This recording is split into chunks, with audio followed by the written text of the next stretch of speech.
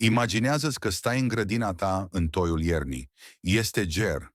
Pământul este tare. Fiecare legumă pe care ai plantat-o primăvara, spanacul, salata, ardei, a murit de mult.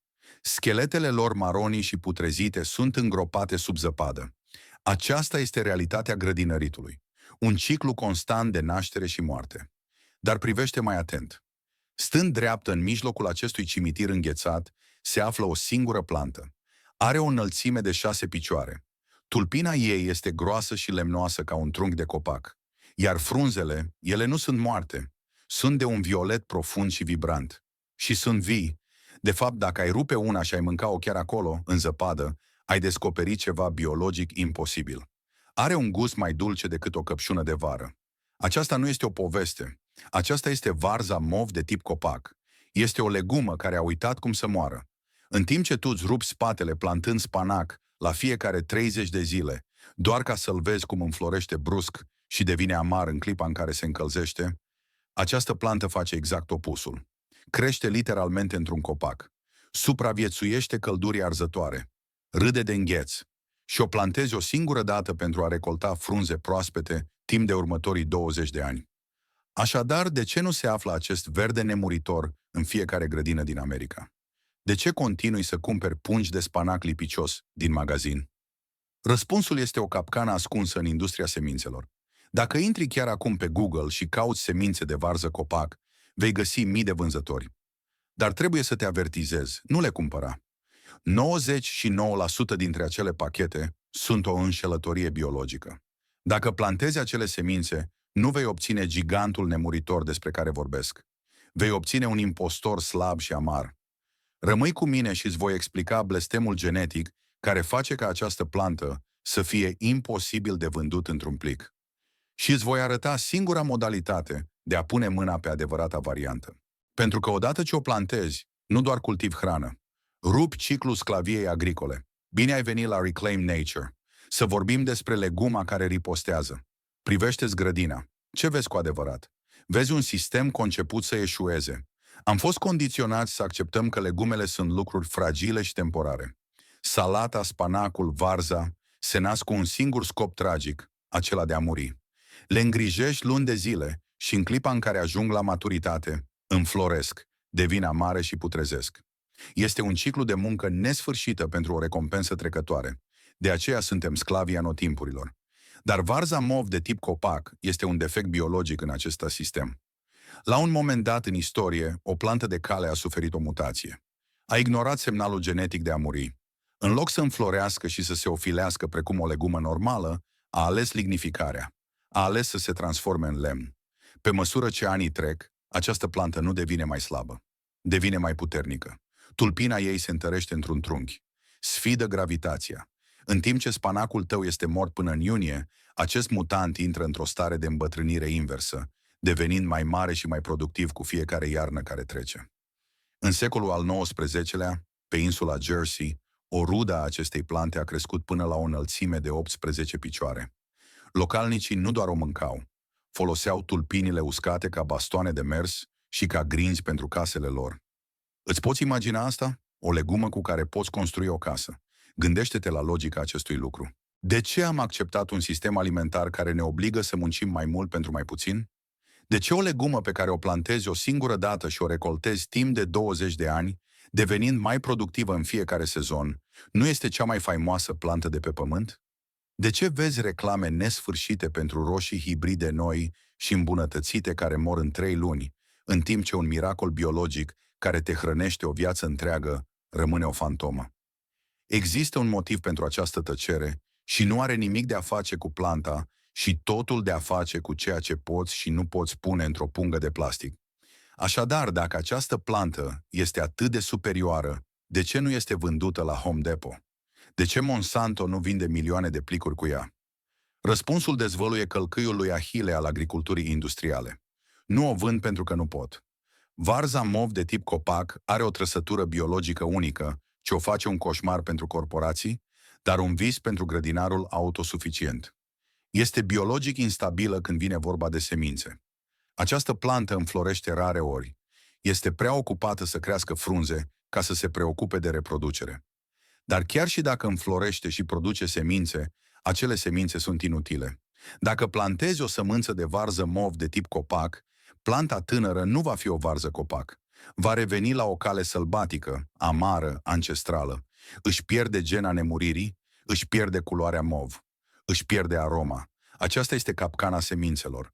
Orice site care îți vinde semințe de varză copac mov, îți vinde o minciună, îți vinde un fals genetic. Asta înseamnă că nu poate fi produsă în masă într-o fabrică.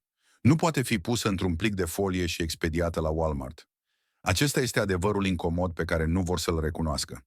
Și privește lucrurile din perspectiva profitului. De ce ar vinde vreodată o plantă pentru totdeauna?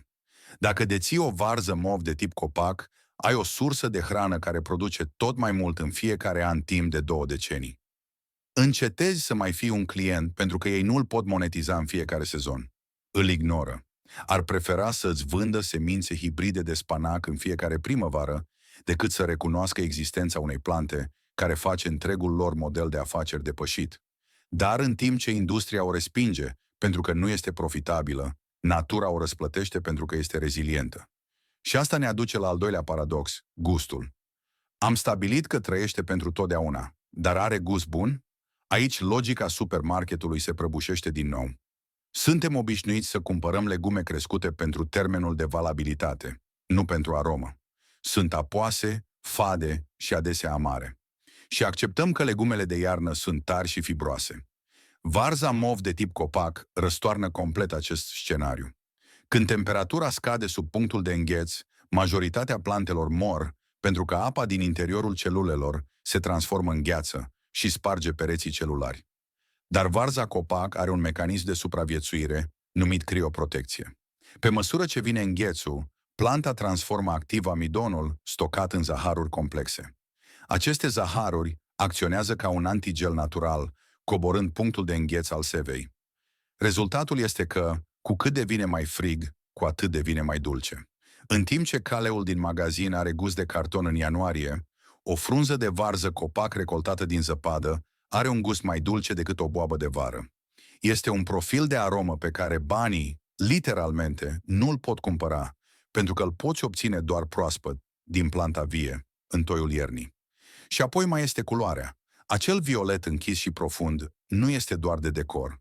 El semnalează prezența antocianinelor, același antioxidant puternic găsit în afine. Dar, în loc să mănânci un pum mic de fructe scumpe, mănânci frunze uriașe, de mărimea unei farfurii de cină, pline cu acest compus. De ce luăm pastile pentru a preveni cancerul și inflamația când am putea recolta o fabrică farmaceutică din propria curte? Avem o plantă care sfidează moartea, sfidează industria semințelor și sfidează lipsa de gust a iernii. Este rebelul suprem. Singura întrebare rămasă este cum pui mâna pe una dacă nu poți cumpăra semințele. Răspunsul este simplu, dar necesită să gândești diferit. Nu plantezi această legumă, o clonezi. Deoarece semințele sunt instabile, singura modalitate de a propaga o varză mov de tip copac autentică este prin propagare vegetativă, cunoscută și ca butășire. Ai nevoie de o bucată vie din copacul mamă original. Acest lucru a creat o rețea subterană secretă de grădinari. În loc să cumpărăm semințe corporatiste, facem schimb de ramuri vii. Pentru a intra în acest club, nu căuta plicuri de semințe. Intră pe Etsy, eBay sau în grupuri locale de permacultură și caută în mod specific butași de varză mov de tip copac sau plante deja înrădăcinate. Cauți o tulpină de aproximativ 6 până la 8 inci lungime, dezbrăcată de frunze. Și aici este partea frumoasă. Este mai ușor de crescut decât o buruiană. Această plantă are o voință de a trăi atât de puternică, încât dacă iei acel băț, îl înfigi într-un ghiveci cu sol umed și îl ții la umbră câteva săptămâni, va face rădăcini. Vrea să supraviețuiască. Nu ai nevoie de o diplomă în horticultură.